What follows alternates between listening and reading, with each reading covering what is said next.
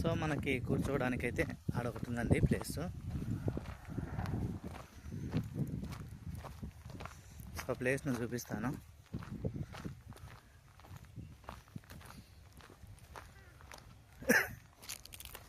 So నేనైతే ఈ వీడియోని మన మోటో G35 5G మొబైల్లో రికార్డ్ చేస్తున్నాను. సో స్టెబిలైజేషన్ కోసం చూస్తున్నా.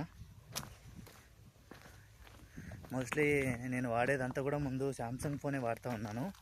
సో చిన్న ఇష్యూ వల్ల నేనైతే మోటో G తీసుకున్నాను. సో ఎమర్జెన్సీగా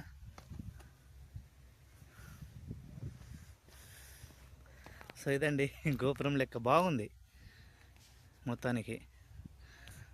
సో లోపలికి అయితే వెళ్దాం.